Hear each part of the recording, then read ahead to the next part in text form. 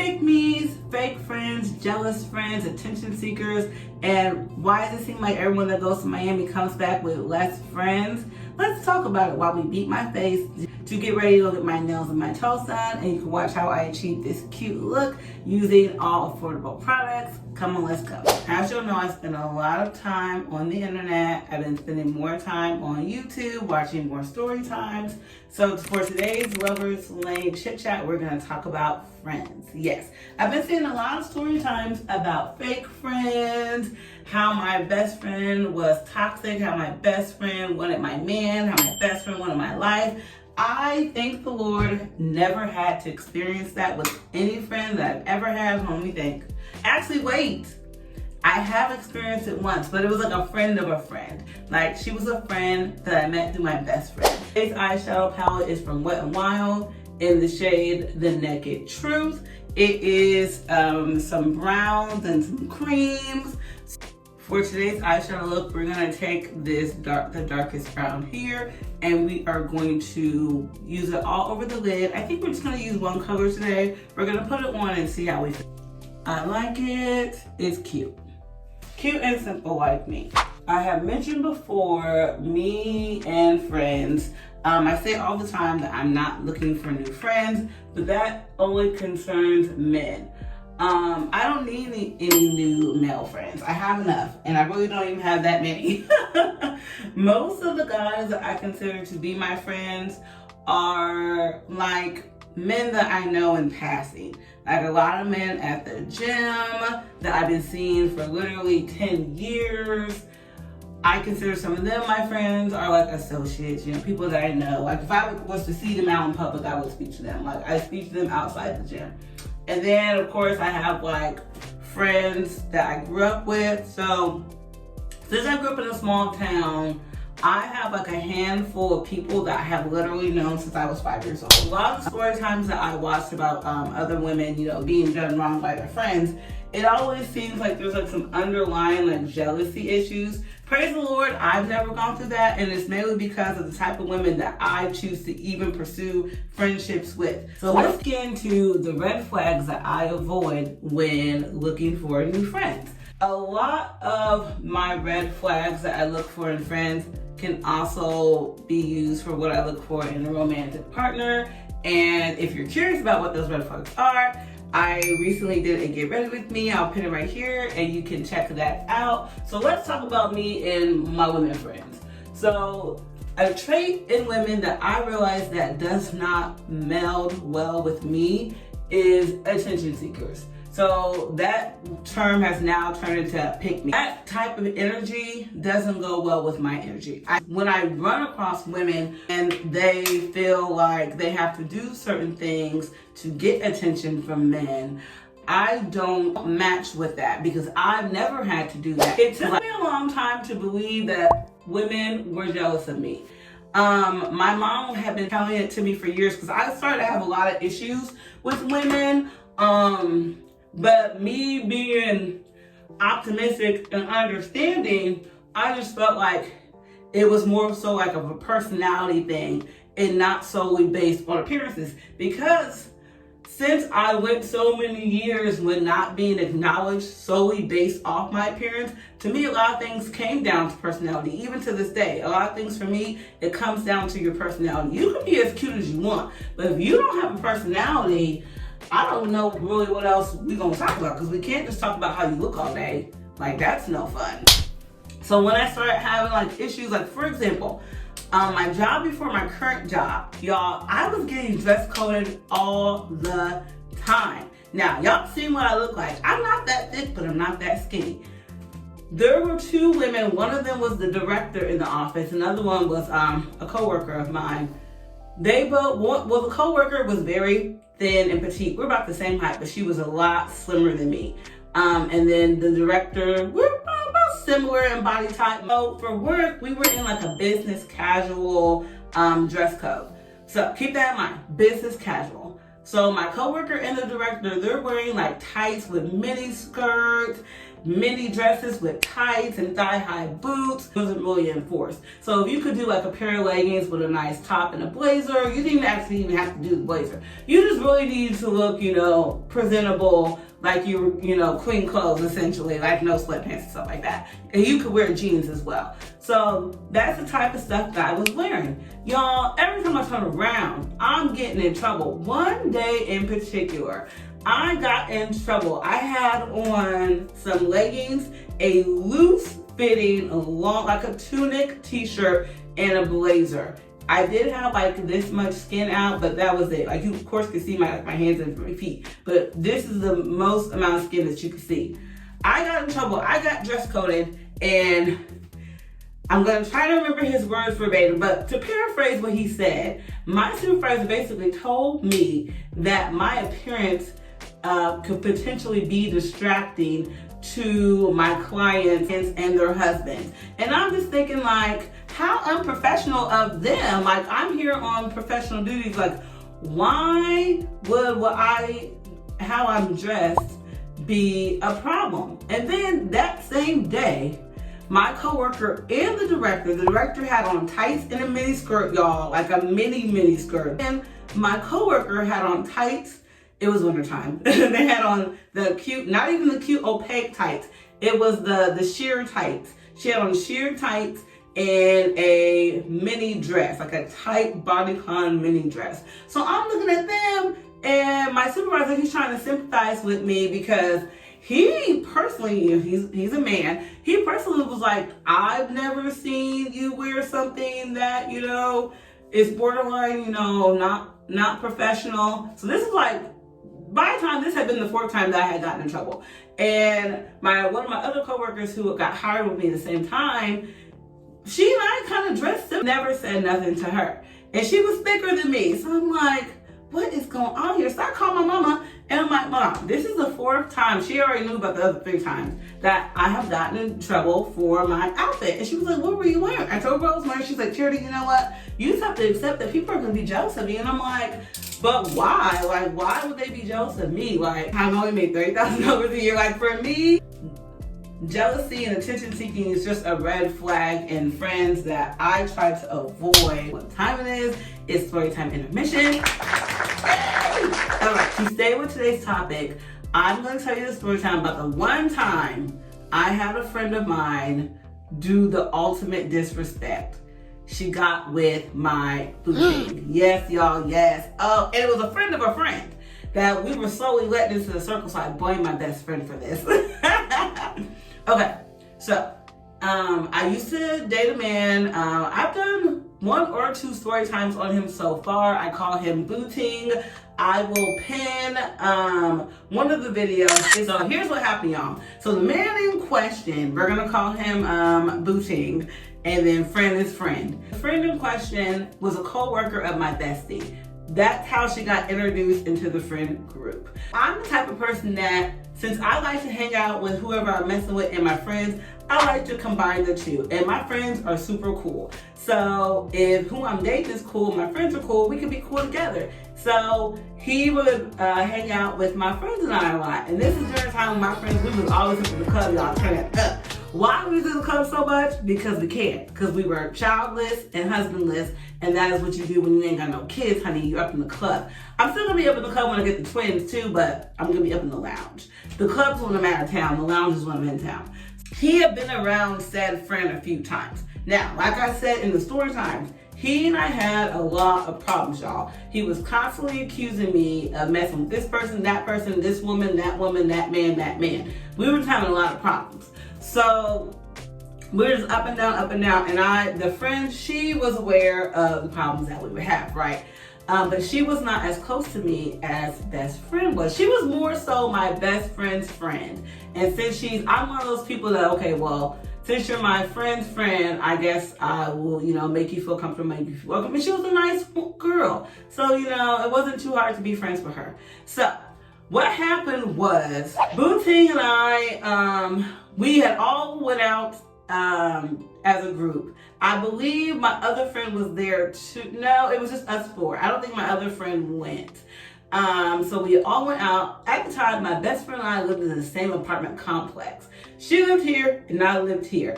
And friend girl, she lived in another neighborhood of town. So she would drive from her neighborhood to our neighborhood, and then we would go party together. So we went out. Booting had drove us in his car. So he pulls up to my bestie's building, and we all get out. My car is parked over at my bestie's building. He was like, okay, I'll meet you over at your building.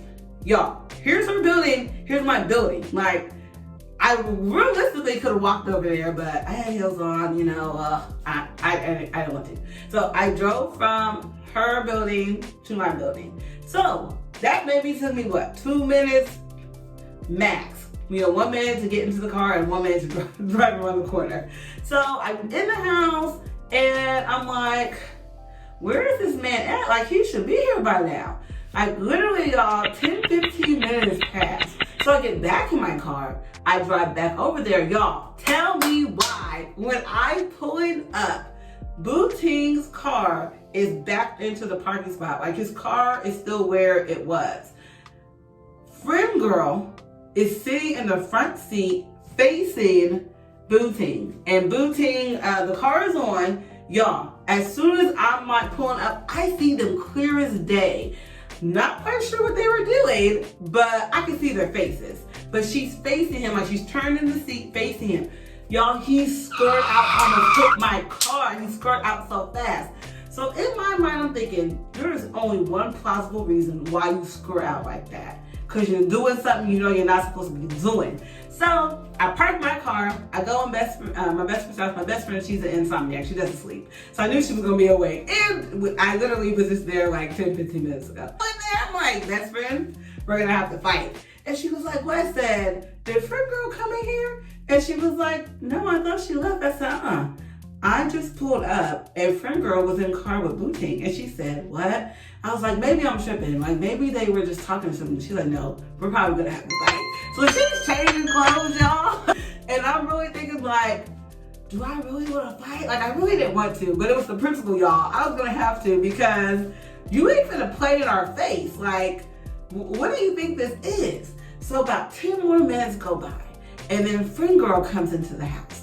And she comes in like this, like, oh, Charity, it's not what you think. And I'm like, what you think I think? Like, my best friend and I are standing like this, like, what do you think I think? And she's like, oh, he just wanted to talk to me. He thought you had been acting different. He wanted to know if you were cheating on him. Now, she knows. Booting and I were not in a committed relationship. In his mind, we were. In reality, we were not. And he knew that. Friend girl had not even been around a year. So why he thought that he should be talking to her over someone that I've known since middle school behooved me. And best friend was behooved as well. We're sitting there like, they both think we're dumb. Just trying to convince us that what she's saying is true. And we had already decided that they're both liars. So best friend, she's looking at me, I'm looking at her. She's like, are we going to fight or what? And I'm just like, I really didn't want to fight, y'all. It was like 4 a.m. I really didn't want to fight. But at the same time, I did not believe what she was saying because it didn't make no sense. So I was like, you know, I'm going to go ahead and go. And I was like, friend girl, you and I are going to talk later. I go outside, y'all. I get in my car. It's a regular parking lot, right? So I had backed into the parking spot. So, no, y'all, I didn't even park my car. I pulled up and hopped out that hoe. So I had to back into the parking spot to turn around. So, of course, Booting, he's back by this point. He stayed his caboose outside. So then when he sees me, he's like standing outside. He's like, Charity, let me talk to you. I had already decided that he was on some fugaziness. Like, I don't know what you did, but I know you did something that I don't like. Like, I don't know what it is. I need some time to think about it. Best friend and I need some time to figure out what we think you did. So he's just won't let me leave, y'all. He's like standing in front of my car. He's holding the door open. He's on the car. And I'm just like, sir, if you're innocent you would let me leave. Like, that's how I feel. Like, if I truly feel that I did not do something to you and you're trying to leave the situation and you don't want to listen to my story, go. Because I know I'm innocent. I feel like it's only the guilty people that feel like they got to be in your face and stay in your face, so then you don't have time to think and put 2 + 2 = 4. Like, they don't want you to do that, because right now 2 + 2 is equaling 6. And you're wrong. So, y'all, I initially had to call my best friend to come outside to talk to this man to get him off my car. Y'all, he would not get from under my car, and I was not trying to catch no case. So I parked my car and go back in best friend's house. By the time, I think friend girl, she had to go. She left. So I'm in the house, and like I said, here's best friend's building and here's my building. I literally walked out the front of her building, walked around, and walked to my building. Booting stayed out there for a minute. He didn't leave for a while, but it didn't bother best friend because she could have handled him. So the next day comes, and he comes to my house unannounced. And at this time, I had not enforced the no pop-up rule because I was not aware that he was stalking me. So he could just pop up whatever. So he pops up, comes by my house, and he's still on the nothing happened. So my thing is, why do you think that I think that something happened? Like, why would you think that that's where my mind goes? Because in my mind, because like I said, y'all, when I pulled up, it did not give busy in the car. It gave, I don't know what it gave. It gave weird. It didn't give like, I understand people sit in cars and talk all the time. But when I'm sitting in the car talking to someone, I'm facing forward. I don't have my whole body turned, and the other person does not have their seat or recline. Like, something ain't right, honey, something ain't right. He's just trying to convince me that nothing happened. So I'm like, so what happened? He proceeds to tell me that he was talking to her about Christmas gifts. So it's around Christmas time is coming up. So he's trying to tell me that he was talking to her about Christmas gifts for me and stuff. So I'm like, oh, well, what gifts did she recommend you get for me? Stuff like that. So he's making up lies, trying to tell me some gift ideas that she told him. So I'm just letting him tell me, oh, okay. I said, so why did friend girl tell me that you were asking her if I was cheating on you? He's like, oh. Well, I asked her that too, but I also asked her about, gifts, because if you're not cheating on me, then, I was going to buy you, whatever she recommended. I said, okay, so even if that is true, why would you talk to her, someone who has not been in my life for a year, over someone that has been in my life since I was 12 years old, for 20 years? Well, at the time it had been 20 years, going on 20 years, Make it make sense. The math is not mathing. You're not making sense, sir. The fact that you think I'm that dumb, because I tell y'all, I be a dummy sometimes when I like someone. At this point, I liked him, but not to the extent that I used to like him, if that makes sense. I liked him, but I'm smart. I pay attention to everything still, but when I'm a dummy for someone, some things do get by me. Some things, it does take me a minute for it to for the light bulb to go off that I have been bamboozled and that Plymouth Rock has landed on me. But when I like someone, but I'm still, I'm paying attention, I'm smart now, that's the situation that Butine and I were at. I had went from being liking him and being a dummy, because when I was up here, I realized he was playing the fool and playing in my face. So I brought it down here. I was like, okay, I still like you, you're okay. But now I'm paying attention to everything you do, everything you say, what you're wearing, where you're going, who you're looking at, what you're doing. Because now the fact that you keep accusing me of doing stuff, I know you're doing something. I just gotta wait for you to slip up so I can catch you. So needless to say, I did continue to speak to him. I have not told that story yet of how that all culminated. It's not necessarily traumatic. It should be traumatic, but I guess it's with him, it was kind of it worked up to it being that situation. This is why in my red flag video, I talked about like how that stuff like how accepting bad behaviors from someone can literally end you in a physical world of hurt, financial hurt, physical hurt, emotional hurt.